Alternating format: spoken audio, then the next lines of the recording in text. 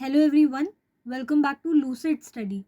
We are continuing with Public Administration Paper 1 और आज हम सिटीजन एंड एडमिनिस्ट्रेशन के एक बहुत इंपॉर्टेंट टॉपिक को डिस्कस करने वाले हैं. Role of media, interest groups, voluntary organisations and civil society and administration. तो एडमिनिस्ट्रेशन का मतलब सिर्फ ये नहीं है कि गवर्नमेंट ऑफिशियल्स डिसीजन बनाएं और सिटीजन्स उन डिसीजंस को फॉलो करें.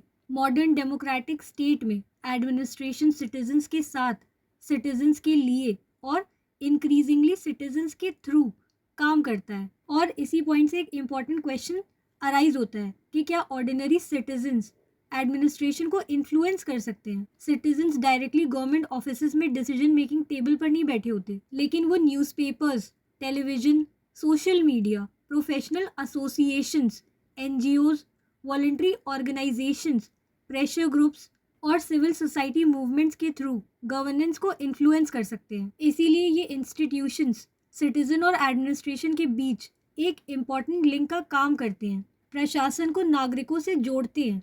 Now let us look at the role of media in administration. तो सबसे पहले समझते हैं व्हाट इज मीडिया. तो मीडिया उन इंस्टीट्यूशंस और प्लेटफॉर्म्स को रेफर करता है जो इन्फॉर्मेशन को कलेक्ट, इंटरप्रेट और पब्लिक तक कम्युनिकेट करते हैं. इसमें आते हैं newspapers, television, radio, digital news platforms, social media and online citizen journalism. Democracy में मीडिया को अक्सर फोर्थ एस्टेट कहा जाता है क्योंकि एडमिनिस्ट्रेशन और गवर्नमेंट के फंक्शनिंग को स्क्रूटनाइज करने में इसका इम्पॉर्टेंट रोल होता है.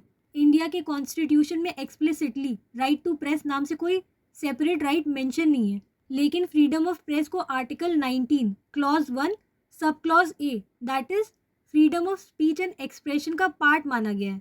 अब बात करते हैं कि ये मीडिया कैसे इन्फ्लुएंस करता है एडमिनिस्ट्रेशन को, प्रशासन को. तो पहला है इंफॉर्मेशन डिससेमिनेशन. मीडिया का सबसे बेसिक रोल है सिटीजन्स को इंफॉर्मेशन प्रोवाइड करना. Government policies, welfare schemes, administrative decisions और पब्लिक प्रोग्राम्स तभी इफेक्टिवली इम्प्लीमेंट हो सकते हैं जब सिटीजन्स को उनके बारे में पता हो. फॉर एग्जाम्पल, अगर गवर्नमेंट एक वेलफेयर स्कीम लॉन्च करती है लेकिन सिटीजन्स को उसकी एलिजिबिलिटी क्राइटेरिया के बारे में ही इंफॉर्मेशन नहीं है, तो स्कीम यानी योजना सिर्फ पेपर पर एग्जिस्ट करेगी लेकिन ग्राउंड लेवल पर उसका बेनिफिट इफेक्टिवली नहीं पहुंच पाएगा. Therefore information is the first condition for citizen participation. Media government और सिटीजन्स के बीच जो इंफॉर्मेशन गैप है उसको ब्रिज करने में हेल्प करता है. मीडिया का एक और बहुत इंपॉर्टेंट रोल है वॉच डॉग ओवर एडमिनिस्ट्रेशन का रोल. मीडिया अगर चाहे तो इन्वेस्टिगेट करके एक्सपोज कर सकता है corruption, administrative negligence, misuse of public funds, poor implementation of schemes, human rights violation, bureaucratic misconduct. For example, investigative journalism किसी पब्लिक वेलफेयर प्रोग्राम के इम्प्लीमेंटेशन में इरेगुलरिटीज को एक्सपोज कर सकती है. इससे एडमिनिस्ट्रेटिव प्रेशर क्रिएट होता है for inquiry, disciplinary action, policy correction and greater transparency. इस प्रकार मीडिया एडमिनिस्ट्रेटिव अकाउंटेबिलिटी को स्ट्रेंथन करता है, मजबूत करता है. तीसरा है एजेंडा सेटिंग. तो मीडिया सिर्फ प्रॉब्लम्स को रिपोर्ट नहीं करता, मीडिया ये भी इन्फ्लुएंस कर सकता है कि कौन सी प्रॉब्लम को पब्लिक अटेंशन मिलेगी. सपोज मैल न्यूट्रिशन, पोल्यूशन, अनसेफ रोड्स या लैक ऑफ हेल्थ केयर जैसे किसी इशू को सस्टेन्ड मीडिया कवरेज मिलती है और इससे होता ही है कि पब्लिक अटेंशन मिलती है, उससे पॉलिटिकल प्रेशर क्रिएट होता है और एडमिनिस्ट्रेटिव रिस्पॉन्स मिल जाता है. और इस प्रोसेस को agenda setting role of media कहा जाता है. मतलब मीडिया किसी इशू को पब्लिक डिस्कशन और पॉलिसी डिबेट के सेंटर में लाने में इम्पॉर्टेंट रोल प्ले कर सकता है. फिर है फीडबैक मैकेनिज्म. तो एडमिनिस्ट्रेशन को ये समझने के लिए फीडबैक की ज़रूरत होती है कि पॉलिसीज एक्चुअली ग्राउंड लेवल पर वर्क कर रही है या नहीं, और मीडिया सिटीजन्स के एक्सपीरियंसेस को हाईलाइट करके एक इम्पॉर्टेंट फीडबैक मैकेनिज्म प्रोवाइड करता है. फॉर एग्जाम्पल, गवर्नमेंट क्लेम कर सकती है कि एक पब्लिक हॉस्पिटल एफिशिएंटली फंक्शन कर रहा है, लेकिन मीडिया रिपोर्ट्स रिवील कर सकती है shortage of medicine, absentee doctors, overcrowding and poor infrastructure. इस तरह मीडिया एडमिनिस्ट्रेशन को ये सिग्नल देता है कि पॉलिसी और इम्प्लीमेंटेशन के बीच गैप कहाँ एग्जिस्ट कर रहा है. पांचवा है क्राइसिस कम्युनिकेशन. तो media disasters, epidemics, natural calamities और अदर इमरजेंसीज के टाइम भी एक्सट्रीमली इम्पॉर्टेंट हो जाता है. मीडिया कम्युनिकेट कर सकता है warnings, evacuation instructions, government advisories, relief information and emergency helpline details, इसलिए मीडिया डिजास्टर मैनेजमेंट और क्राइसिस एडमिनिस्ट्रेशन में भी एक इम्पॉर्टेंट पार्टनर बन सकता है। Sixth is platform for public debate. तो मीडिया एक ऐसा प्लेटफॉर्म प्रोवाइड करता है जहां citizens, experts, civil society organisations और पॉलिसी मेकर्स पब्लिक इश्यूज पर डिबेट कर सकते हैं। ये डेलिब्रेटिव डेमोक्रेसी को स्ट्रेंथन करता है। सिटीजन सिर्फ गवर्नमेंट डिसीजंस का रेसिपिएंट नहीं रहते, सिटीजन्स पब्लिक डिस्कोर्स में पार्टिसिपेंट्स बन जाते हैं। And this is a very important transformation in modern democratic administration. लेकिन मीडिया के साथ कुछ चैलेंजेस भी एसोसिएटेड है, जुड़े हैं, जैसे fake news and misinformation. Incorrect information create कर सकती है panic, social conflict, distrust in government, pressure on administration based on false claims. दूसरा चैलेंज है सेंसेशनलिज्म। कभी कभी कॉम्प्लेक्स एडमिनिस्ट्रेटिव इश्यूज को ड्रामेटिक हेडलाइंस तक रिड्यूस कर दिया जाता है। इससे एडमिनिस्ट्रेशन पर क्विक डिसीजंस का प्रेशर आ सकता है instead of rational and evidence based decision making.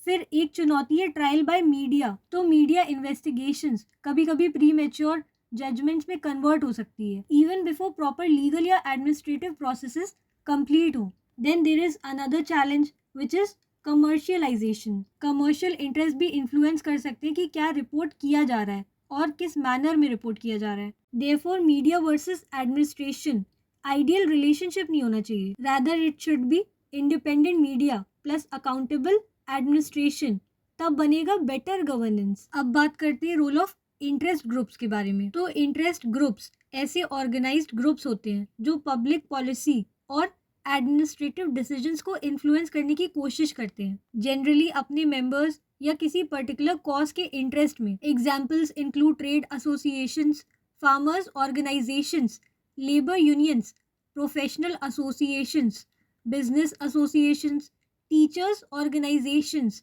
और इन्वायरमेंटल ग्रुप्स। वहीं पॉलिटिकल पार्टीज से इंटरेस्ट ग्रुप्स डिफरेंट होते हैं। Political parties generally political power को डायरेक्टली एक्वायर करने की कोशिश करती है, लेकिन इंटरेस्ट ग्रुप्स का प्राइमरी ऑब्जेक्टिव होता है to influence policy.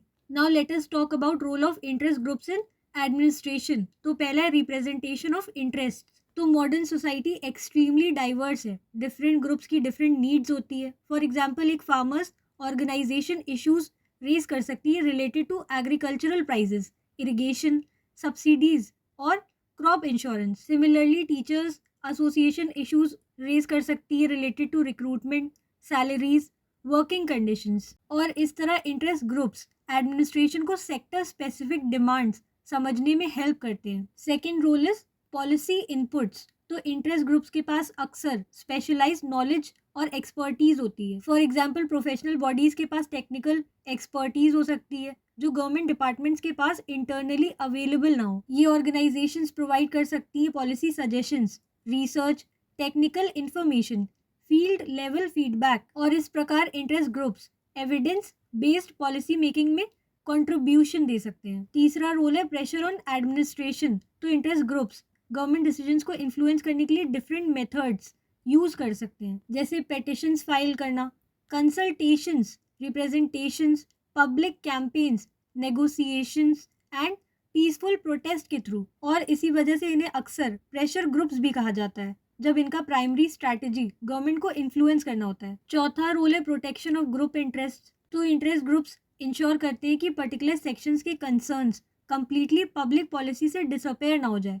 For example persons with disabilities को रिप्रेजेंट करने वाले ऑर्गेनाइजेशंस प्रशासन को, एडमिनिस्ट्रेशन को मोर एक्सेसिबल पब्लिक इंफ्रास्ट्रक्चर के लिए पुश कर सकते हैं। और इस प्रकार इंटरेस्ट ग्रुप्स इंक्लूसिव एडमिनिस्ट्रेशन को स्ट्रेंथन कर सकते हैं। लेकिन यहाँ एक इम्पॉर्टेंट प्रॉब्लम भी है, not every interest is necessarily a public interest. एक पावरफुल ग्रुप के पास हो सकता है greater financial resources, better access to decision makers and stronger lobbying capacity, और इससे अनइक्वल इन्फ्लुएंस क्रिएट हो सकता है। फॉर एग्जाम्पल एक वेल्दी बिजनेस लॉबी के पास पॉलिसी मेकर्स तक एक पुअर और अनऑर्गेनाइज सेक्शन के कंपैरिजन में मच ग्रेटर एक्सेस हो सकता है। देयरफॉर एडमिनिस्ट्रेशन को बैलेंस मेंटेन करना होता है between interest groups and public interest. Bureaucrat की रिस्पॉन्सिबिलिटी ये नहीं है कि वो सिर्फ सबसे लाउड ग्रुप की डिमांड्स रिस्पॉन्ड करे, उसका decision constitutional values, law and public welfare के बेसिस पर होना चाहिए। अब समझते हैं वॉलंटरी ऑर्गेनाइजेशन को।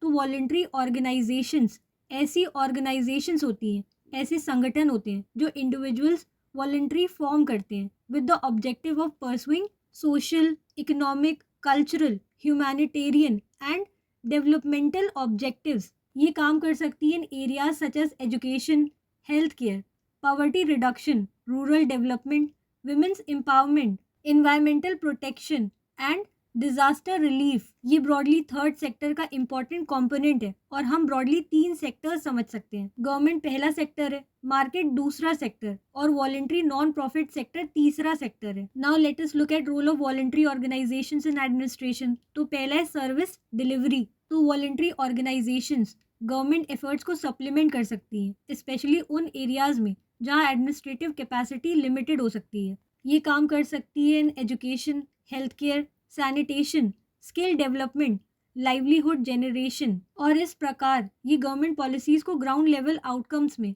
कन्वर्ट करने में हेल्प करती हैं। दूसरा रोल है रीचिंग द मार्जिनलाइज्ड। तो गवर्नमेंट मशीनरी के लिए कभी कभी रिमोट या वल्नरेबल पॉपुलेशंस तक रीच करना डिफिकल्ट होता है और वॉलंटरी ऑर्गेनाइजेशंस के पास अक्सर स्ट्रॉन्ग लोकल नेटवर्क्स होते हैं। उन्हें बेटर अंडरस्टैंडिंग हो सकती है of local communities, cultural practices, local problems and vulnerable groups. Therefore ये लास्ट माइल डिलीवरी में वैल्यूएबल पार्टनर्स बन सकती हैं। तीसरा है social mobilisation. Voluntary organisations citizens को पब्लिक इश्यूज के अराउंड मोबिलाइज कर सकती हैं। For example sanitation campaigns, environmental protection, literacy, public health, voter awareness. इनका रोल पैसिव सिटीजन्स को एक्टिव पार्टिसिपेंट्स इन गवर्नेंस में ट्रांसफॉर्म करना है। चौथा है इनोवेशन। तो वॉलंटरी ऑर्गेनाइजेशंस इनोवेटिव मॉडल्स के साथ एक्सपेरिमेंट कर सकती हैं क्योंकि ये अक्सर लार्ज ब्यूरोक्रेटिक स्ट्रक्चर्स की कंपैरिजन में स्मॉलर और मोर फ्लेक्सिबल होती हैं और ये सोशल प्रॉब्लम्स के न्यू सॉल्यूशंस ट्राई कर सकती हैं। और अगर कोई इनोवेशन सक्सेसफुल होता है तो गवर्नमेंट उसे subsequently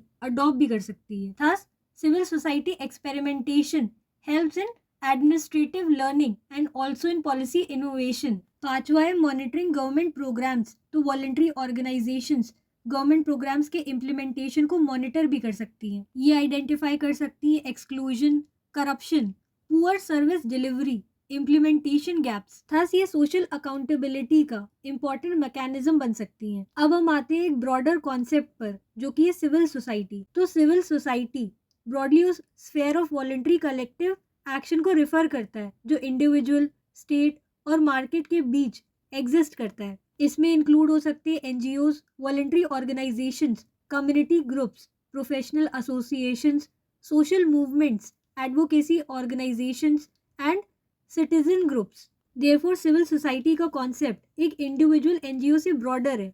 now civil society and democracy. तो हेल्दी डेमोक्रेसी सिर्फ इलेक्शन से नहीं चलती। सिटीजन्स के पास अपॉर्चुनिटीज होनी चाहिए to associate, express opinions, organise, protest peacefully, participate in decision making and hold institutions accountable। और civil society ये spaces provide करती है। Therefore, civil society citizens और state के बीच bridge का काम करती है। Now let us talk about role of civil society in administration। तो पहला है participatory governance। Traditional administration largely एक top down model follow करता है, government to citizen, लेकिन modern governance increasingly promote करती है government to citizen, citizen to government और सिविल सोसाइटी इस टू वे रिलेशनशिप को क्रिएट करने में हेल्प करती है। सिटीजन्स पार्टिसिपेट कर सकते हैं through consultation, public hearings, social audits, community monitoring और लोकल गवर्नेंस। दूसरा है social accountability. Civil society administrative institutions को अकाउंटेबल होल्ड कर सकती है through social audits, public campaigns, right to information, public hearings and through citizen reports. यहाँ एक particularly important example है social audit. Normally government programme की मॉनिटरिंग गवर्नमेंट ऑफिशियल्स करते हैं, लेकिन सोशल ऑडिट में कम्युनिटी मेंबर्स खुद एक्सपेंडिचर और इम्प्लीमेंटेशन को एग्जामिन कर सकते हैं और इससे कम्युनिटी बेस्ड अकाउंटेबिलिटी इंट्रोड्यूस होती है। तीसरा है एडवोकेसी। तो सिविल सोसाइटी ऑर्गेनाइजेशंस उन ग्रुप्स के लिए एडवोकेट कर सकती है जिनकी वॉइसेस अदरवाइज अनहर्ड रह सकती है। For example women, children, person with disabilities, economically weaker sections and marginalized communities, and this contributes to responsive and inclusive administration। चौथा है policy change। civil society movements public awareness create करके और sustained public pressure के through public policy को influence कर सकते हैं। और democratic administration completely organised public opinion को इग्नोर नहीं कर सकता। सिविल सोसाइटी एक सोशल प्रॉब्लम को पब्लिक मोबिलाइजेशन देती है, जिस पर पब्लिक डिबेट करती है और फिर एडमिनिस्ट्रेटिव रिफॉर्म्स आते हैं। पांचवा है strengthening democratic culture. Civil society citizens को सिखाती है कि कैसे पार्टिसिपेट करना है, डेलिबरेट करना है, पीसफुली डिसअग्री करना है, कलेक्टिव ऑर्गेनाइज करना है और अकाउंटेबिलिटी डिमांड करनी है। देयरफॉर सिविल सोसाइटी का कंट्रीब्यूशन सिर्फ एक पर्टिकुलर पॉलिसी तक लिमिटेड नहीं है, ये डेमोक्रेसी की कल्चर इटसेल्फ को डेवलप करने में हेल्प करती है। अब हम इन चारों को एक साथ कनेक्ट करते हैं। इसको हम एक सिंपल फ्रेमवर्क के थ्रू समझ सकते हैं। तो मीडिया इंफॉर्मेशन प्रोवाइड करता है, प्रॉब्लम्स एक्सपोज करता है और पब्लिक डिबेट क्रिएट करता है। वही interest groups specific interest represent करते हैं और पॉलिसी इनपुट्स प्रोवाइड करते हैं। वॉलंटरी ऑर्गेनाइजेशंस सर्विसेज प्रोवाइड करती हैं, एक्सपर्टीज देती हैं और ग्रासरूट्स इम्प्लीमेंटेशन में हेल्प करती हैं। सिविल सोसाइटी पार्टिसिपेशन, एडवोकेसी और सोशल अकाउंटेबिलिटी क्रिएट करती हैं। वहीं प्रशासन मतलब एडमिनिस्ट्रेशन पॉलिसी, रेगुलेशन और सर्विस डिलीवरी के थ्रू रिस्पॉन्ड करता है और इसे एक कंटिन्यूस साइकिल क्रिएट होता है सिटीजन्स का पार्टिसिपेशन एडमिनिस्ट्रेशन में, जिससे अकाउंटेबिलिटी और बेटर गवर्नेंस बनता है और यही सिटीजन सेंट्रिक एडमिनिस्ट्रेशन का बेसिक फाउंडेशन है। अब पूरी डिस्कशन एक लार्जर ट्रांसफॉर्मेशन को रिफ्लेक्ट करती है। Traditional public administration primarily government पर फोकस करता था। गवर्नमेंट को पब्लिक प्रॉब्लम सॉल्व करने वाला सेंट्रल एक्टर माना जाता था, लेकिन कंटेम्प्रेरी गवर्नेंस रिकॉग्नाइज करती है कि स्टेट अलोन हर पब्लिक प्रॉब्लम को सॉल्व नहीं कर सकता। देयरफॉर हम मूव करते हैं गवर्नमेंट से गवर्नेंस की तरफ। गवर्नेंस में मल्टीपल एक्टर्स इन्वॉल्व होते हैं, state plus market plus civil society and plus citizens, और इसे हम broadly networked model of governance के फॉर्म में समझ सकते हैं। इस मॉडल में एडमिनिस्ट्रेटर सिर्फ कंट्रोलर नहीं रहता, administrator increasingly becomes a coordinator, facilitator, regulator, mediator and partner. इस ट्रांसफॉर्मेशन के साथ सिविल सर्वेंट का रोल भी चेंज होता है। अर्लियर एडमिनिस्ट्रेटर को लार्जली अथॉरिटी के फॉर्म में देखा जाता था, जो प्लान्स बनाते थे, ऑर्डर्स देते थे, इम्प्लीमेंट करते थे और कंट्रोल करते थे। लेकिन पार्टिसिपेटरी गवर्नेंस में एडमिनिस्ट्रेटर इंक्रीजिंगली कंसल्ट करते हैं, कोऑर्डिनेट करते हैं, फैसिलिटेशन देते हैं, रिस्पॉन्ड करते हैं और अपने जो भी काम को इवैल्यूएट करते हैं। फॉर एग्जाम्पल, एक डिस्ट्रिक्ट एडमिनिस्ट्रेशन अगर सैनिटेशन प्रोग्राम इम्प्लीमेंट कर रहा है तो उसे सिर्फ गवर्नमेंट डिपार्टमेंट के साथ काम नहीं करना होगा, उसे वर्क करना होगा with local communities, elected representatives, NGOs, media, private organisations and citizen groups. Therefore, effective administration increasingly requires collaboration rather than isolation. लेकिन सिटीजन और एडमिनिस्ट्रेशन के रिलेशनशिप में कुछ चैलेंजेस भी हैं। पहली है अनइक्वल रिप्रेजेंटेशन। तो हर सिटीजन के पास एडमिनिस्ट्रेशन को इन्फ्लुएंस करने की इक्वल कैपेसिटी नहीं होती। ऑर्गेनाइज्ड और वेल्दी ग्रुप्स के पास ग्रेटर एक्सेस हो सकता है। दूसरा है पॉलिटिकल कैप्चर। तो सिविल सोसाइटी या इंटरेस्ट ग्रुप्स कभी कभी पॉलिटिकल इंटरेस्ट के साथ क्लोजली अलाइंड हो सकते हैं। तीसरा है लैक ऑफ ट्रांसपेरेंसी। तो कुछ ऑर्गेनाइजेशंस खुद एडिक्वेट इंटरनल अकाउंटेबिलिटी मेंटेन नहीं कर सकती हैं। Then there is conflict of interest. तो एक ग्रुप का इंटरेस्ट ब्रॉडर पब्लिक इंटरेस्ट के साथ कॉन्फ्लिक्ट कर सकता है। पांचवा है मिस इन्फॉर्मेशन। तो डिजिटल मीडिया मिस इन्फॉर्मेशन को रैपिडली एम्पलीफाई कर सकता है और एडमिनिस्ट्रेशन पर अननेसेसरी प्रेशर क्रिएट कर सकता है। Sixth is excessive adversarial realism. अगर सिविल सोसाइटी और एडमिनिस्ट्रेशन के बीच रिलेशनशिप कॉन्स्टेंटली कन्फ्रंटेशन बेस्ड हो जाए तो कोऑपरेशन रिड्यूस हो सकता है। देयरफॉर ऑब्जेक्टिव ये नहीं होना चाहिए कि सिटीजन्स परमानेंटली एडमिनिस्ट्रेशन के अगेंस्ट होस्टाइल रहे। ऑब्जेक्टिव होना चाहिए एक रिलेशनशिप क्रिएट करना based on participation plus accountability plus cooperation plus constitutionalism. तो अब सवाल आता है सिटीजन एडमिनिस्ट्रेशन रिलेशनशिप को इम्प्रूव कैसे किया जा सकता है। तो पहला है स्ट्रेंथन ट्रांसपेरेंसी। सिटीजन्स को गवर्नमेंट इंफॉर्मेशन तक इजी एक्सेस मिलना चाहिए। दूसरा है institutionalise public participation. Public consultations, hearings और सिटीजन फीडबैक को ओकेजनल एक्टिविटी नहीं बल्कि रेगुलर एडमिनिस्ट्रेटिव प्रोसेस बनाना चाहिए। तीसरा है strengthen social audits. Welfare programmes की मॉनिटरिंग में कम्युनिटी पार्टिसिपेशन को एनकरेज करना चाहिए। चौथा है प्रमोट रिस्पॉन्सिबल मीडिया। तो मीडिया फ्रीडम के साथ प्रोफेशनल एथिक्स और फैक्ट चेकिंग भी इम्पोर्टेंट है। पांचवा है एंश्योर इक्वल एक्सेस। तो एडमिनिस्ट्रेशन को सिर्फ पावरफुल इंटरेस्ट ग्रुप्स की बात नहीं सुननी चाहिए, उसे पुअरली ऑर्गेनाइज्ड और मार्जिनलाइज सिटीजन्स की वॉइसेस को भी इक्वली कंसिडर करना चाहिए। 6th is encourage collaboration. Government को क्रेडिबल सिविल सोसाइटी ऑर्गेनाइजेशंस को गवर्नेंस में पार्टनर्स के फॉर्म में देखना चाहिए rather than automatically treating them as adversaries. 7th is strengthen digital participation. तो टेक्नोलॉजी सिटीजन पार्टिसिपेशन के लिए मल्टीपल प्लेटफॉर्म्स प्रोवाइड कर सकती है such as grievance redressal, citizen feedback, online consultations, transparency and participatory governance. तो डेमोक्रेसी सिर्फ उस वक्त तक एंड नहीं हो जाती जब सिटीजन्स वोट कास्ट करते हैं। एक्चुअली डेमोक्रेसी एवरीडे कंटिन्यू होती है through participation, information, consultation and accountability. Media citizens को इन्फॉर्म करता है और एडमिनिस्ट्रेशन को स्क्रूटनाइज करता है। इंटरेस्ट ग्रुप्स स्पेसिफिक इंटरेस्ट को रिप्रेजेंट करते हैं और पॉलिसी इनपुट्स प्रोवाइड करते हैं। वॉलंटरी ऑर्गेनाइजेशंस गवर्नमेंट एफर्ट्स को सप्लीमेंट करती हैं और कम्युनिटीज तक रीच करती हैं। सिविल सोसाइटी पार्टिसिपेशन, एडवोकेसी और अकाउंटेबिलिटी के स्पेसेस क्रिएट करती हैं और साथ मिलकर ये इंस्टीट्यूशंस सिटीजन्स को पैसिव रेसिपिएंट ऑफ एडमिनिस्ट्रेशन से एक्टिव पार्टिसिपेंट इन गवर्नेंस में ट्रांसफॉर्म करते हैं। एंड अल्टीमेटली ऑब्जेक्टिव सिर्फ एक एफिशिएंट एडमिनिस्ट्रेशन क्रिएट करना नहीं है, ऑब्जेक्टिव एक ऐसा एडमिनिस्ट्रेशन क्रिएट करना है जो रिस्पॉन्सिव, ट्रांसपेरेंट, अकाउंटेबल, पार्टिसिपेटरी और सिटीजन सेंट्रिक हो। और इसी को हम सिटीजन और एडमिनिस्ट्रेशन का कोर एसेंस कह सकते हैं। Good administration is not administration done for citizens alone, it is administration built with citizens. So जब हम सिटीजन और एडमिनिस्ट्रेशन की बात करते हैं तो हमें ये याद रखना चाहिए, citizen is not merely the final recipient of administration, citizen is an active stakeholder in governance, and that is the real transition from government to governance, from authority to participation, and from administration of citizens to administration with citizens.